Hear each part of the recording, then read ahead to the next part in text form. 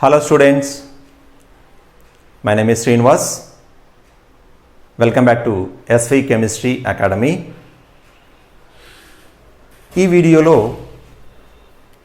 మనము Thomson model of ఆటమ్ని explain చేద్దాం. So ఇందులో థామ్సన్ సైంటిస్ట్ వాటర్ మిలాన్ అడ్డుకోతను తీసుకొని అందులో ఉన్నటువంటి పల్ప్ గుజ్జు, రెడ్ కలర్ గుజ్జు ఉంటుంది కదా పల్ప్, అందులో షీట్స్ విత్తనాలు వెదజల్లినట్టు ఉంటుంది. సో దానిని ఆధారంగా చేసుకొని థామ్సన్ శాస్త్రవేత్త పరమాణు నిర్మాణాన్ని వివరించడానికి ప్రయత్నం చేయడం జరిగింది. సో ఈ థామ్సన్ మోడల్ ఆఫ్ ఆటమ్ని plum pudding model of atom అని, అదేవిధంగా raisin pudding model of atom అని కూడా అంటారు. థామ్సన్ శాస్త్రవేత్త వాటర్ మిలాన్ని ఆధారంగా చేసుకొని పరమాణు నిర్మాణాన్ని వివరించడానికి ప్రయత్నం చేయడం జరిగింది. కాబట్టి ఈ మోడల్ని watermelon model of atom అని కూడా అంటారు. సో ఇందులో వాటర్ మిలాన్ యొక్క అడ్డుకోతని కనుక చూసినట్లయితే ఆ వాటర్ మిలాన్ మధ్య భాగంలో మనకి రెడ్ కలర్ గుజ్జు ఉంటుంది, పల్ప్ అంటాం దాన్ని. సో అందులో విత్తనాలు వెదజల్లబడినట్టుగా ఉంటాయి. థామ్సన్ శాస్త్రవేత్త ఏ విధంగా భావించడం జరిగింది అంటే, ఇందులో ఉన్నటువంటి రెడ్ కలర్ భాగం ఏదైతే ఉందో మధ్యలో, అది ఆటంలో ఉన్నటువంటి పాజిటివ్ ఛార్జ్ ప్రోటాన్స్ మరియు దాని యొక్క భారం అంతా కూడా ఆ విధంగా గుజ్జు మాదిరిగా, వాటర్ మిలాన్లో ఉన్నటువంటి గుజ్జు మాదిరిగా ఆటం మొత్తం కూడా స్ప్రెడ్ అయి ఉంటుంది అని చెప్పడం జరిగింది. దాని తర్వాత ఇందులో విత్తనాలు ఏ విధంగా అయితే ఆ గుజ్జులో ఎంబెడెడ్ అయి ఉన్నాయో, వెదజల్లబడి ఉన్నాయో, అదేవిధంగా ఎలక్ట్రాన్స్ కూడా ఎంబెడెడ్ లేదా వెదజల్లబడి ఉంటాయి అని ఎక్స్ప్లెయిన్ చేయడం జరిగింది. సో దీనినే watermelon model of atom అని కూడా అంటారు. ఓకేనా? కానీ ఎప్పుడైతే రూథర్ఫోర్డ్ ఆల్ఫా స్కాటరింగ్ ఎక్స్పెరిమెంట్ వచ్చిందో దాని వివరణ తర్వాత ఇది ఫెయిల్ కావడం జరిగింది. ఇది తప్పు అని చెప్పేసి రూథర్ఫోర్డ్ మోడల్ ఆఫ్ ఆటమ్ నిర్ధారణ కూడా చేయడం జరిగింది. ఎలా ఇది తప్పు అని చెప్పేసి రూథర్ఫోర్డ్ ఆల్ఫా స్కాటరింగ్ ఎక్స్పెరిమెంట్ చెప్పిందో మనం నెక్స్ట్ చూద్దాం. సరేనా? Next Rutherford nuclear model of atom. దీన్ని ఎందుకు Rutherford nuclear model of atom అని అనడం జరిగింది? రూథర్ఫోర్డ్ శాస్త్రవేత్త పరమాణు నిర్మాణంలో కేంద్రస్థ భాగంలో పరమాణువు పాజిటివ్ ఛార్జ్ను కలిగి ఉన్నటువంటి ఒక భాగంని కలిగి ఉంటుంది. దాన్ని న్యూక్లియస్గా వివరించడం జరిగింది. కాబట్టి అంటే న్యూక్లియస్ని కనుక్కున్నటువంటి శాస్త్రవేత్త ఎవరు? ఇక్కడ రూథర్ఫోర్డ్ శాస్త్రవేత్త. కాబట్టి దీనిని Rutherford nuclear model of atom అని కూడా అంటారు. దీనిని తను ఆల్ఫా స్కాటరింగ్ ఎక్స్పెరిమెంట్ ద్వారా తెలియచేయడం జరిగింది. ఇప్పుడు ఆల్ఫా స్కాటరింగ్ ఎక్స్పెరిమెంట్ అంటే ఏంటో ఒకసారి చూద్దాం మనం. ఇందులో ఇది సోర్స్, లైట్ సోర్స్. దీనిని నికెల్ ప్రిజం ద్వారా పంపించాలి. వచ్చినటువంటి ఆల్ఫా రేస్ అంటే ఏంటి అమ్మా? ఇక్కడ మనం ఆల్రెడీ చెప్పుకున్నాం ఇంతకుముందు. ఆల్ఫా అంటే ఇక్కడ మనకి హీలియం-24. ఇందులో పాజిటివ్ ఛార్జ్ 2 ఉంటుంది అండ్ 4 యూనిట్ల మాస్ కూడా ఉంటుంది, కానీ ఎలక్ట్రాన్స్ ఉండవు. అందుకే మీకు చెప్పాను హీలియంకి అండ్ ఎగ్జాక్ట్లీ హీలియంకి అండ్ He2-4కి తేడా ఏంటి? 2 ఎలక్ట్రాన్లు. ఇందులో నెగిటివ్ ఛార్జ్ ఉండదు, అంటే పాజిటివ్ ఛార్జ్ మాత్రమే ఆల్ఫా రేస్ కలిగి ఉంటుంది. అలాంటి ఆ పాజిటివ్ ఛార్జ్ ఉన్నటువంటి ఆల్ఫా రేస్ ఈ నికెల్ ప్రిజం ద్వారా వచ్చేసి దేనిపైన పడుతుంది? ఇక్కడ గోల్డ్ ఫాయిల్ పైన పడుతుంది. పలుచగా ఉన్నటువంటి గోల్డ్ రేకును తీసుకోవడం జరిగింది. గుర్తుపెట్టుకోండి, ఇక్కడ కన్ఫ్యూజ్ కావద్దు. 2 పలచని రేకులు వస్తాయి. ఒకటి బెరీలియం, అది ఎక్కడ వస్తుంది మనకి? జేమ్స్ చాడ్విక్ న్యూట్రాన్లు కనుక్కునేటువంటి ప్రయోగంలో వస్తుంది. కానీ ఇక్కడ రూథర్ఫోర్డ్ న్యూక్లియర్ మోడల్ ఆఫ్ యాటంలో మనకి గోల్డ్ ఫాయిల్ని తీసుకోవడం జరిగింది, పలుచని గోల్డ్ రేకును తీసుకోవడం జరిగింది. ఈ పాజిటివ్ ఛార్జ్ను కలిగి ఉన్నటువంటి ఆల్ఫా రేస్ ఈ పలుచని గోల్డ్ రేక్ పైన పడిన తర్వాత ఏం జరుగుతుందనేది అబ్జర్వేషన్లో చూద్దాం. ఇక్కడ మట్టికి ఈ ఆల్ఫా రేస్ పాజిటివ్ ఛార్జ్ను కలిగి ఉన్నటువంటి ఆల్ఫా రేస్ ఏమవుతుంది, ఇక్కడ ఈ గోల్డ్ ఫాయిల్ని తాకిన తర్వాత దాని నుంచి బయటికి వచ్చేసి దీని చుట్టూ ఉన్నటువంటి ఫ్లోరోసెంట్ ట్యూబ్ లేదా జింక్ సల్ఫైడ్ ట్యూబ్ని టచ్ చేస్తాయి. ఎక్కడైతే మనకి ఈ ఆల్ఫా రేస్ టచ్ అవుతాయో అక్కడ మనకి టినీ ఫ్లాష్ లైట్ వస్తూ ఉంటుంది. దానిని బట్టి ఈ విధమైనటువంటి అబ్జర్వేషన్స్ని మనం తెలుసుకోవచ్చు. ఇప్పుడు మనం అబ్జర్వేషన్ చూస్తే ఒక 3 అబ్జర్వేషన్స్ని గుర్తించవచ్చు ఈ ప్రయోగం ద్వారా. ఆ 3 అబ్జర్వేషన్స్ ఇంపార్టెంట్, జాగ్రత్తగా వినాలి. ఇందులో మొదటి అబ్జర్వేషన్, అనేకమైనటువంటి ఆల్ఫా పార్టికల్స్ పాజిటివ్ ఛార్జ్ని కలిగి ఉంటాయి అని చెప్పాను కదా. ఆ పాజిటివ్ ఛార్జ్ని కలిగి ఉన్నటువంటి అనేకమైనటువంటి ఆల్ఫా పార్టికల్స్ ఈ గోల్డ్ ఫాయిల్ నుంచి ఎలాంటి ఎలాంటి విభేదం లేకుండా, ఎలాంటి వక్రీకరణ లేకుండా బయటికి వచ్చేస్తాయి, డిఫ్లెక్షన్ లేకుండా బయటకు వచ్చేస్తాయి. దాని అర్థం ఏంటి ఇక్కడ, ఒకవేళ ఈ యాటంలో కనుక పాజిటివ్ ఛార్జ్ థామ్సన్ చెప్పినట్లుగా పరమాణువు యొక్క నిర్మాణంలో మొత్తం స్ప్రెడ్ అయి ఉంటుంది అని కనుక ఊహించినట్లయితే ఈ ఆల్ఫా పార్టికల్స్ పాజిటివ్ ఛార్జ్ని కలిగి ఉన్నాయి, ఇలా గోల్డ్ ఫాయిల్ ద్వారా బయటికి డిఫ్లెక్షన్ లేకుండా వచ్చే ఛాన్స్ లేదు. ఎందుకంటే ఒక ఫ్యాక్ట్ ఉంది మనకి. ఏంటి ఆ ఫ్యాక్ట్? అది 2 ఒకే విధమైనటువంటి ఛార్జ్ల మధ్యలో వికర్షణ పుట్టుతుందని, వ్యతిరేకమైనటువంటి ఛార్జ్ మధ్యలో ఆకర్షణ పుట్టుతుందనే ఒక ట్రూ ఉంటుంది.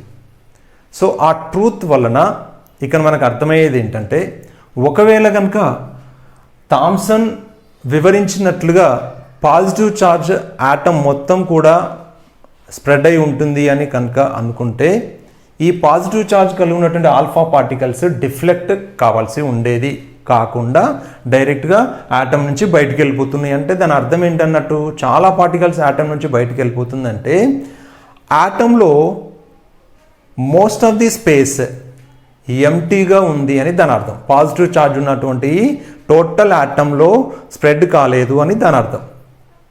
దీనిని బట్టి థామ్సన్ మోడల్ ఆఫ్ యాటమ్ అనేది ఫెయిల్ అయిందని చెప్పొచ్చు ఈ రూథర్ఫోర్డ్ మోడల్ ఆఫ్ యాటమ్ ద్వారా. అర్థమైందా? తర్వాత రెండవ అబ్జర్వేషన్ ఏంటంటే, కొన్ని ఆల్ఫా పార్టికల్స్ మాత్రమే, తక్కువ ఆల్ఫా పార్టికల్స్ మాత్రమే, ఏ ఆల్ఫా పార్టికల్స్ అయితే మధ్యస్థ భాగానికి దగ్గరగా వెళ్తున్నాయో అవి కొంత యాంగిల్ ద్వారా డిఫ్లెక్షన్ అవుతాయి. ఓకే, కొంత యాంగిల్ ద్వారా డిఫ్లెక్షన్, ఇట్లా కొంత యాంగిల్ ద్వారా డిఫ్లెక్షన్ అవుతున్నాయి. దీన్ని బట్టి అర్థమైంది ఏంటి, ఈ కేంద్రస్థ భాగంలో పాజిటివ్ ఛార్జ్ ఉన్నటువంటి కొంత పార్టికల్, కొంత భాగం ఉంది అని దాని అర్థం. కనుకనే పాజిటివ్ మధ్యలో రిపల్షన్, వికర్షణ ఏర్పడి ఈ ఆల్ఫా పార్టికల్స్ పాజిటివ్ ఛార్జ్ కలిగి ఉన్నటువంటి కొంత యాంగిల్ ద్వారా డిఫ్లెక్ట్ అవుతున్నాయి అని దాని అర్థం కదా. నెక్స్ట్ అబ్జర్వేషన్, థర్డ్ అబ్జర్వేషన్ ఏంటంటే, అది ఇంపార్టెంట్. చాలా తక్కువ ఆల్ఫా పార్టికల్స్ 180 degrees యాంగిల్ ద్వారా డిఫ్లెక్ట్ అవుతున్నాయి. ఇట్లా టచ్ అయిపోయి మళ్ళీ అదే యాంగిల్తో 180 degrees యాంగిల్ ద్వారా డిఫ్లెక్ట్ అవుతున్నాయి సేమ్ వేలో. దాని అర్థం ఏంటన్నట్టు, చాలా తక్కువ పార్టికల్స్, ఆల్ఫా పార్టికల్స్ మాత్రమే 180 degrees యాంగిల్తో డిఫ్లెక్ట్ అవుతున్నాయి. అంటే దాని అర్థం ఏంటంటే, ఆ తక్కువ ప్లేస్, అతి తక్కువ పాజిటివ్ ఛార్జ్ కలిగి ఉన్నటువంటి కేంద్రస్థ భాగము పరమాణు నిర్మాణంలో ఉంది అని రూథర్ఫోర్డ్ శాస్త్రవేత్త వివరించడం జరిగింది. ఆ తక్కువ ప్రాంతం ఏదైతే పాజిటివ్ ఛార్జ్ను కలిగి ఉంటుందో దానిని కేంద్రకం అని కూడా వివరించడం జరిగింది. కాబట్టే ఈ రూథర్ఫోర్డ్ మోడల్ ఆఫ్ యాటమ్ని Rutherford nuclear model of atom అని కూడా అంటారు కదా.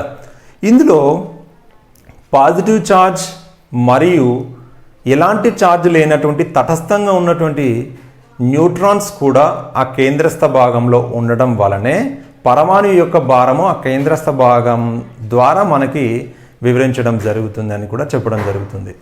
కాబట్టి కేంద్రకంలో ఉన్నటువంటి ఈ ప్రోటాన్స్ మరియు న్యూట్రాన్స్ని కలిపి న్యూక్లియాన్లు అని కూడా అంటారు. న్యూక్లియాన్లు అంటే ఏంటి? కేంద్రకంలో ఉన్నటువంటి ప్రోటాన్ల సంఖ్య ప్లస్ న్యూట్రాన్ల సంఖ్యను కలిపి, ప్రోటాన్లు మరియు న్యూట్రాన్లను కలిపి ఏమంటాం మనము? న్యూక్లియాన్స్ అని కూడా అంటాం. ఎందుకంటే అవి కేంద్రకంలో ఉంటాయి కాబట్టి, కేంద్రస్థంలో మధ్య భాగంలో ఉంటాయి. రైట్. తర్వాత ఈ కేంద్రకంలో ఉన్నటువంటి పాజిటివ్ ఛార్జ్కి వ్యతిరేక ఛార్జ్ను కలిగి ఉన్నటువంటి ఎలక్ట్రాన్స్ ఏవైతే ఉన్నాయో అవి కేంద్రకం చుట్టూ కూడా తిరుగుతూ ఉంటాయని కూడా చెప్పడం జరిగింది. ఓకే, సో ఇక్కడ రూథర్ఫోర్డ్ మోడల్ ఆఫ్ ఆటమ్కి సంబంధించి ఒక ఫార్ములా ఉంది. దాని గురించి ఒక ప్రాబ్లం తీసుకొని డిస్కస్ చేద్దామని చెప్పాను కదా, అదే ప్రాబ్లం ఇక్కడ తీసుకున్నట్లయితే, if 12 alpha particles are deflected by 60 degrees angle, then number of alpha particles which deflected by 90 degrees angle. Question ఎలా ఇచ్చాడు ఇక్కడ? 60 degrees యాంగిల్తో 12 ఆల్ఫా పార్టికల్స్ డిఫ్లెక్షన్ అయితే 90 degrees యాంగిల్తో ఎన్ని ఆల్ఫా పార్టికల్స్ డిఫ్లెక్ట్ అవుతాయని క్వశ్చన్ అడగడం జరిగింది. ఇక్కడ మనకి అటామిక్ నెంబర్కి సంబంధించి ఎలాంటి ఇన్ఫర్మేషన్ ఇవ్వలేదు కాబట్టి అటామిక్ నెంబర్ కాన్స్టంట్ అని అనుకోవాలి. అసలు డిఫ్లెక్టెడ్ యాంగిల్కి, నెంబర్ ఆఫ్ ఆల్ఫా పార్టికల్స్కి, అటామిక్ నెంబర్కి రిలేషన్ ఉన్నటువంటి ఫార్ములా ఏంటి? ఇక్కడ రూథర్ఫోర్డ్ మోడల్ ఆఫ్ ఆటమ్ ఇచ్చినటువంటి ఫార్ములా ఏంటంటే, ఇక్కడ number of alpha particles directly proportional to z power 2. It means z అంటే ఏంటమ్మా? Atomic number, divided by inversely proportional to sin power 4 θ by 2. అంటే దాని అర్థం ఏంటి? ఇక్కడ number of alpha particles, deflect అయిన ఆల్ఫా పార్టికల్స్ పరమాణు సంఖ్య స్క్వేర్కి డైరెక్ట్లీ ప్రపోర్షనల్లో ఉంటే sin పవర్ 4 θ బై 2కి ఇన్వర్స్లీ ప్రపోర్షనల్లో ఉంటుందని దాని అర్థం. అంటే ఇక్కడ యాంగిల్ ఇంక్రీజ్ అవుతున్నప్పుడు, యాంగిల్ పెరుగుతున్నప్పుడు డిఫ్లెక్ట్ అయ్యే number of alpha particles decrease అవుతాయి అని దాని అర్థం. అప్పుడప్పుడు మనకి ఆప్షన్స్లో ఇక్కడ ఏమి ఇవ్వచ్చు? 12 కంటే ఎబో. ఫర్ ఎగ్జాంపుల్ 4 ఆప్షన్స్లో first option less than 12 deflected and equal to 12 ఇస్తాడు, గ్రేటర్ దెన్ 12 ఇస్తాడు, సంథింగ్ ఇవ్వడం జరుగుతుంది. అప్పుడు మనం ఇందులో లెస్ దెన్ 12 అనేది ఆన్సర్ అవుతుంది. ఎందుకంటే ఇక్కడ యాంగిల్ ఇంక్రీజ్ అయినప్పుడు number of alpha particles decrease అవుతాయి. అర్థమైంది? సో ఇక్కడ అడిగిన క్వశ్చన్కి ఏంటంటే 12 ఆల్ఫా పార్టికల్స్ 60 degreesలో డిఫ్లెక్ట్ అయినప్పుడు 90 degreesలో ఎన్ని డిఫ్లెక్ట్ అవుతాయి అనే క్వశ్చన్ సింపుల్గా అడిగాడు. ఈ ఫార్ములా తీసుకొని మనం దాన్ని క్యాలిక్యులేట్ చేయొచ్చు. సో ఇక్కడ ఏంటంటే 60 degreesలో 12 అయినప్పుడు 90 degreesలో x అని అనుకోవాలి. That equal to 6 sin power 4 90 degrees by 2 sin power 4 60 degrees by 2 తీసుకుంటే 90 by 2 means 45 degrees, 60 by 2 means 30 degrees. కానీ ఇక్కడ sin 45 degree వాల్యూ ఎంత, sin 30 degree వాల్యూ ఎంత అని తీసుకున్నట్లయితే ఒక సింపుల్ ట్రిక్ పాయింట్ మీకు ఇస్తాను. దాన్ని బట్టి మీరు ఈజీగా సైన్ వాల్యూస్ని క్యాలిక్యులేట్ చేయొచ్చు. అది ఇక్కడ చూద్దాం మనం. ఇక్కడ sin θ వాల్యూస్ తీసుకున్నట్లయితే 0 degrees, 30 degrees, 45 degrees, 60 degrees and 90 degrees తీసుకున్నట్లయితే ఇక్కడ ఫస్ట్ స్టెప్లో మనం ఏం చేయాలంటే 0 నుంచే స్టార్ట్ చేయాలి. 0 degreesకి 0 నుంచే స్టార్ట్ చేయాలి. దేర్ ఫోర్ 0, 1, 2, 3, 4 తీసుకున్నాం. ప్రతి దాన్ని డివైడెడ్ బై 4 చేయాలి. నెక్స్ట్ స్టెప్లో ఏం చేసాం? ఇక్కడ 0/4 అన్నాం, 1/4, 2/4, 3/4, 4/4 తీసుకోవాలి. ఆ తర్వాత అన్నిటికీ రూట్ తీసుకోవాలి. మళ్ళీ ఇక్కడ root 0/4, root 1/4, root 2/4, root 3/4, root 4/4 తీసుకోవాలి. దాన్ని సింప్లిఫై చేస్తే ఈజీగా మనకు సైన్ వాల్యూస్ వస్తాయి. ఇక్కడ 0 సంథింగ్ ఉన్నప్పుడు ఏమైతుంది? మనకు 0 అవుతుంది కాబట్టి ఇక్కడ 0. ఇక్కడ రూట్ 4 తీసుకుంటే దాన్ని రూట్ 4 ఈక్వల్ టు 2 కదమ్మా, కాబట్టి 1/2 వస్తుంది. ఇక్కడ 2/4 అంటే 1/2 అవుతుంది కాబట్టి దాన్ని 1/√2గా రాసుకోవచ్చు. ఇక్కడ రూట్ 4 అంటే మళ్ళీ 2 రాసుకోవచ్చు కాబట్టి రూట్ 3/2 రాసుకోవచ్చు. ఇక్కడ దాన్ని 4/4 1 కాదు, 4 1 అవుతుంది. ఓకే, అంటే ఇక్కడ మనకు కావాల్సిన ఇక్కడ సైన్ 45 degrees కావాలి, అది 1/√2 అవుతుంది. సైన్ 30 degrees కావాలి, అది 1/2గా తీసుకోవాలి. ఈ వాల్యూస్ని ఇక్కడ సబ్స్టిట్యూట్ చేస్తే ఇక్కడ ఏమవుతుందమ్మా 1/√2 పవర్ 4 డివైడెడ్ బై సైన్ 30, ఇక్కడ 1/2 పవర్ 4 తీసుకుంటే దీన్ని సింప్లిఫై చేస్తే మనకి ఇక్కడ 1/4 అవుతుంది, ఇక్కడ 1/16 అవుతుంది కదమ్మా. ఇట్ సైడ్ క్యాన్సిలేషన్ చేసినట్లయితే 4 ఉంటుంది, ఇక్కడ మనకి 12 ఉంది. దీంతో క్యాన్సిలేట్ చేస్తే ఇక్కడ లాస్ట్కి మనకి 3 మిగులుతుంది కదా. అంటే 90 degreesలో డిఫ్లెక్ట్ అయ్యేటువంటి ఆల్ఫా పార్టికల్స్ ఎన్ని వస్తాయి, ఇక్కడ మనకి 3 వస్తాయి. చెప్పాను కదమ్మా 12 బిలో ఉంటుంది ఎప్పుడు కూడా, ఎందుకంటే యాంగిల్ ఇంక్రీజ్ అవుతుంది కాబట్టి number of alpha particles deflect అయ్యేటువంటివి తక్కువగా ఉంటాయి 12 కంటే. అర్థమైందా? సో ఈ విధంగా ఈ యొక్క బేసిక్ ఫార్ములాని తీసుకొని రూథర్ఫోర్డ్ ఇచ్చినటువంటి ఈ బేసిక్ ఫార్ములాని తీసుకొని యాంగిల్ని డిఫరెంట్గా అయినప్పుడు నెంబర్ ఆఫ్ ఆల్ఫా పార్టికల్ డిఫరెంట్గా ఎలా క్యాలిక్యులేట్ చేయాలో దీన్ని బేస్ చేసుకొని మనం క్యాలిక్యులేట్ చేయొచ్చు. అర్థమైందా? ఈ ప్రాబ్లం అనేది కాంపిటేటివ్ లెవెల్లో ఇంపార్టెంట్ అమ్మా, జాగ్రత్తగా చూసుకోండి. ఏమైనా డౌట్స్ కనుక ఉంటే కామెంట్ చేయండి, మనం డిస్కస్ చేద్దాం దాంట్లో. ఓకేనా? Thank you.